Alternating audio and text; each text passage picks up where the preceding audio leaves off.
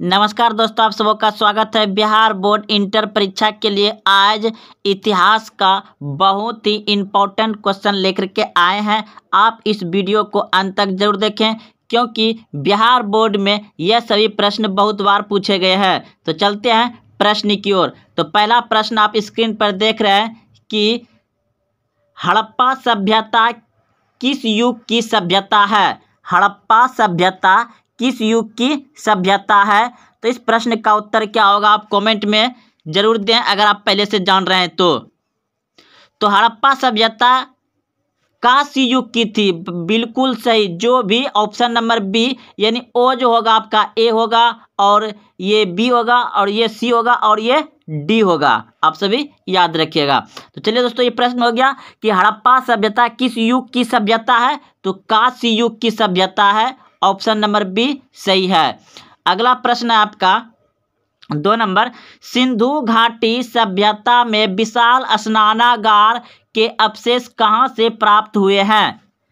सिंधु घाटी सभ्यता में विशाल स्नानागार के अवशेष कहाँ से प्राप्त हुए हैं।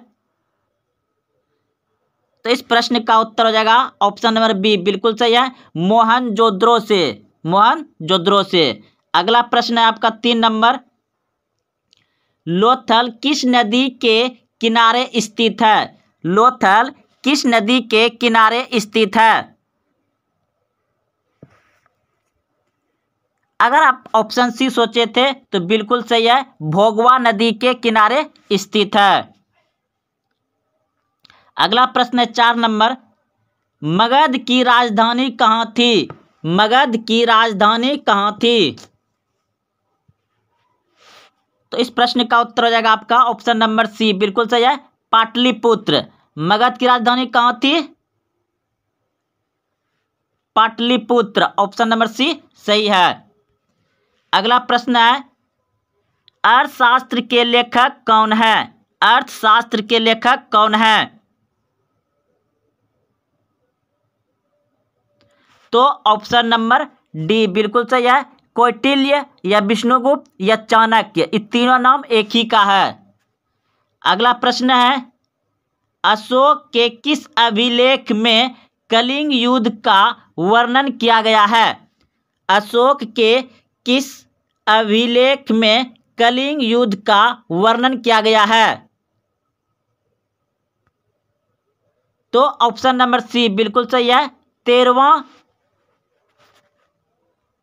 अगला प्रश्न है 7 नंबर प्रश्न है प्रयाग प्रस्थित की रचना किसने की थी।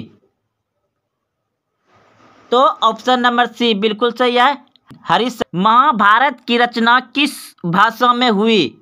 महाभारत की रचना किस भाषा में हुई। संस्कृत भाषा में। ऑप्शन नंबर ए सही है, संस्कृत भाषा में। 9 नंबर प्रश्न है मनुस्मृति की रचना किसने की थी। मनुस्मृति की रचना किसने की थी। मनु ने। ऑप्शन नंबर बी सही है, मनु। अगला प्रश्न है महाभारत का युद्ध कितने दिनों तक चला था। महाभारत का युद्ध कितने दिनों तक चला था। ऑप्शन नंबर सी बिल्कुल सही है, 18 दिन। अगला प्रश्न है प्रथम बौद्ध संगीत किस शासक के काल में हुआ था। प्रथम बौद्ध संगीत किस शासक के काल में हुआ था।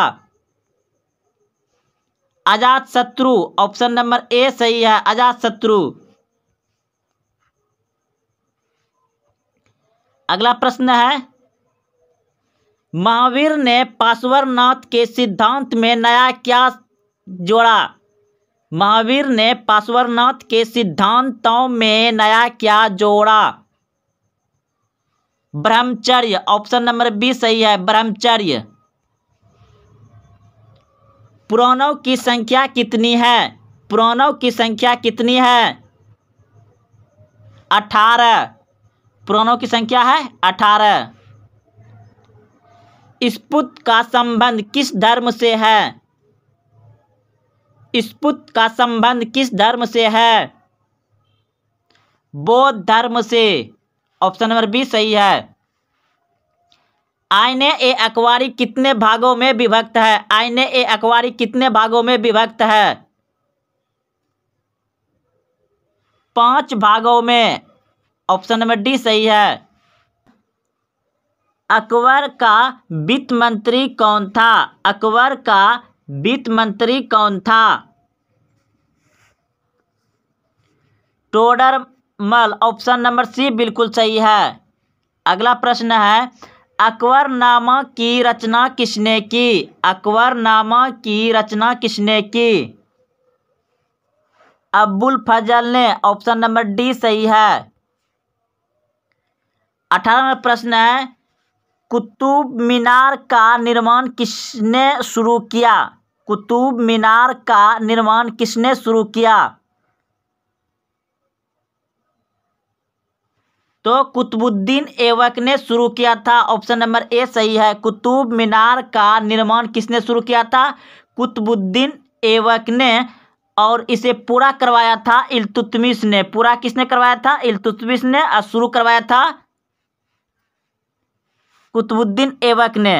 अगला प्रश्न है, जजिया किससे लिया जाता था? जजिया कर होता था, तो जजिया किससे लिया जाता था?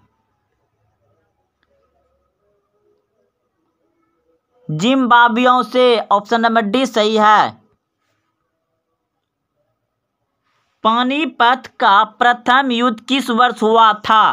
पानीपत का प्रथम युद्ध किस वर्ष हुआ था? तो पानीपत का प्रथम युद्ध हुआ था 1526 में। ऑप्शन नंबर बी सही है। भारत का अंतिम मुगल शासक कौन था? भारत का अंतिम मुगल शासक कौन था? Bahadur Shah Zafar. Bahadur Shah Zafar. Option number B सही है। विजयनगर का महत्तम शासक कौन था? विजयनगर का महत्तम शासक कौन था? Krishnadevaraya. Krishnadevaraya. Option number B सही है। विजयनगर का महत्तम शासक था कृष्णदेवराय। 23 नंबर प्रश्न है, हम्पी किस राज्य से संबंधित है? हम्पी किस राज्य से संबंधित है? तो हम्पी संबंधित है आपका विजयनगर से। ऑप्शन नंबर डी सही है। प्रसिद्ध विरूपाक्ष मंदिर कहाँ स्थित है? प्रसिद्ध विरूपाक्ष मंदिर कहाँ स्थित है? हम्पी में। प्रसिद्ध विरूपाक्ष मंदिर कहाँ स्थित है? हम्पी में। अगला प्रश्न है,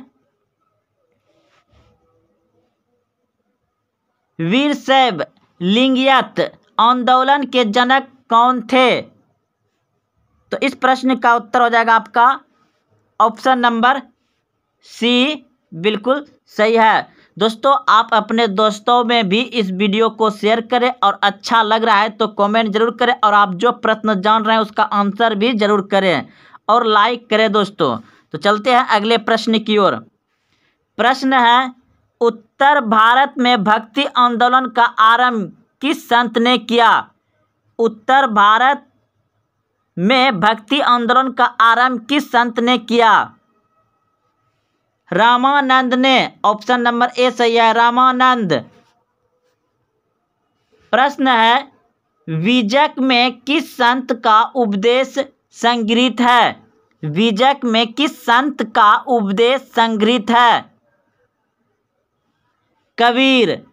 कबीर का। बीजक में किस संत का उपदेश संग्रहित है, इकट्ठा है? तो कबीरदास का यानी कबीर का। ऑप्शन नंबर ए ओ सही है। 28 नंबर प्रश्न है, मार्लो पोलो किस देश के निवासी था? मार्लो पोलो किस देश का निवासी था? इटली का। अगला प्रश्न है, किताब उल हिंद की रचना किस भाषा में हुई? किताब उल हिंद किस भाषा में रचना हुई? तो अरबी भाषा में। ऑप्शन नंबर डी सही है। अरबी। टेबनियर किसके शासनकाल में भारत आया था? शाहजहां के शासनकाल में। ईस्ट इंडिया कंपनी की स्थापना कब हुई थी? ईस्ट इंडिया कंपनी की स्थापना कब हुई थी? 1600 ईस्वी में। ऑप्शन नंबर ए सही है। किसको बंगाल और बिहार में अस्थायी बंदोबस्त शुरू करने का श्रेय दिया जाता है? किसको बंगाल और बिहार में अस्थायी बंदोबस्त शुरू करने का श्रेय दिया जाता है?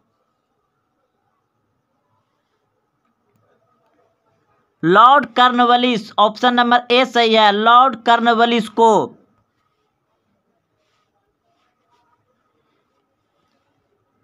दामिन ई कोहा क्या था? दामिन ई कोहा क्या था? ऑप्शन नंबर ए बिल्कुल सही है, भूभाग। भूभाग। 34 नंबर प्रश्न है, रैयतवरी व्यवस्था कहाँ लागू किया गया था? रैयतवरी व्यवस्था कहाँ लागू किया गया था? मुंबई में। ऑप्शन नंबर सी सही है, मुंबई में। 1857 के विद्रोह के समय भारत का गवर्नर जनरल कौन था? 1857 के विद्रोह के समय भारत का गवर्नर जनरल कौन था? Lord Canning. Option number C सही है, लॉर्ड कैनिंग था। द ग्रेट रिवॉल्ट नामक पुस्तक किसने लिखी है? द ग्रेट रिवॉल्ट नामक पुस्तक किसने लिखी है? अशोक मेहता समिति। अशोक मेहता समिति यानी अशोक मेहता। अशोक मेहता। अगला प्रश्न है, लखनऊ में 1897 के विद्रोह का प्रमुख नेता थी? 1897 में लखनऊ का प्रमुख नेता कौन था विद्रोह का? बेगम हजरत महल। बेगम हजरत महल। लखनऊ में 1897 के विद्रोह का प्रमुख नेता था Begum Hazrat Mahal. Option number B सही है। भारत में रेलवे की शुरुआत कब हुई? भारत में रेलवे की शुरुआत कब हुई? 1853 ईस्वी में। 16 अप्रैल 1853 ईस्वी में। भारत की राजधानी कोलकाता से दिल्ली स्थानांतरित हुई। भारत की राजधानी कोलकाता से दिल्ली स्थानांतरित हुई 1911 ईस्वी में। 1911 ईस्वी में। गेटवे ऑफ इंडिया का निर्माण कब हुआ था? गेटवे ऑफ इंडिया का निर्माण कब हुआ था? 1911 ईस्वी में। 1911 ईस्वी में। मुस्लिम लीग की स्थापना किस वर्ष हुई थी? मुस्लिम लीग की स्थापना किस वर्ष हुई थी? 1906 ईस्वी में। 1906 ईस्वी में। महात्मा गांधी ने पहला किसान आंदोलन कहाँ शुरू किया था? महात्मा गांधी ने पहला किसान आंदोलन कहाँ शुरू किया था? चंपारण में। चंपारण में। महात्मा गांधी के राजनीतिक गुरु कौन थे? महात्मा गांधी के राजनीतिक गुरु कौन थे? Gopal Krishna Gokhale. Gopal Krishna Gokhale. Option number A सही है। गांधी जी ने असहयोग आंदोलन किस वर्ष आरंभ किया? गांधी जी ने असहयोग आंदोलन किस वर्ष आरंभ किया था? 1920 ईस्वी में। 1920 ईस्वी में।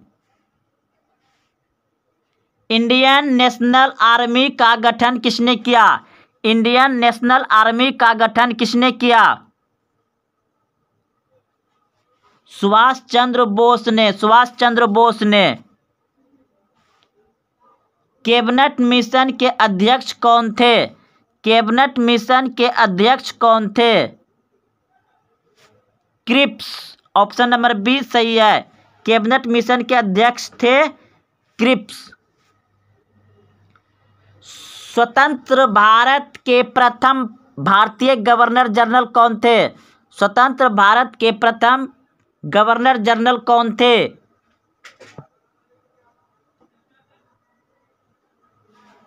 स्वतंत्र भारत के प्रथम गवर्नर जनरल था Siraj Gopalachari. Siraj Gopalachari, option number D सही है। संविधान सभा के प्रारूप समिति के अध्यक्ष कौन थे? संविधान सभा के प्रारूप समिति के अध्यक्ष कौन थे? B.R. अम्बेडकर। B.R. अम्बेडकर। भारत के संविधान का पिता किसे कहा जाता है? भारत के संविधान का पिता किसे कहा जाता है? Doctor B.R. अम्बेडकर को भारत के संविधान का पिता कहता है डॉक्टर B.R. अम्बेडकर को। भारत के संविधान का पिता किसे कहता है? Doctor B.R. अम्बेडकर को। भारत किस वर्ष गणतंत्र बना? भारत किस वर्ष गणतंत्र बना? भारत किस वर्ष गणतंत्र बना? तो 26 जनवरी 1950 को भारत गणतंत्र बना। भारत स्वतंत्र कब हुआ? 15 अगस्त 1947 को। गणतंत्र 26 जनवरी 1950 को। तो दोस्तों ये 50 बहुत ही इम्पोर्टेंट इतिहास के महत्वपूर्ण क्वेश्चन थे। अगर आप देखते हुए यहाँ आए हैं तो कमेंट जरूर करें कि कैसा लगा, और हाँ अपने दोस्तों में शेयर करें और लाइक करें ताकि हमें ऊर्जा मिले और वीडियो बनाने में मज़ा आए। और हाँ अभी तक चैनल को सब्सक्राइब नहीं किया तो चैनल को भी सब्सक्राइब जरूर कर लें। तो मिलते हैं फिर कल। जय हिंद, जय भारत।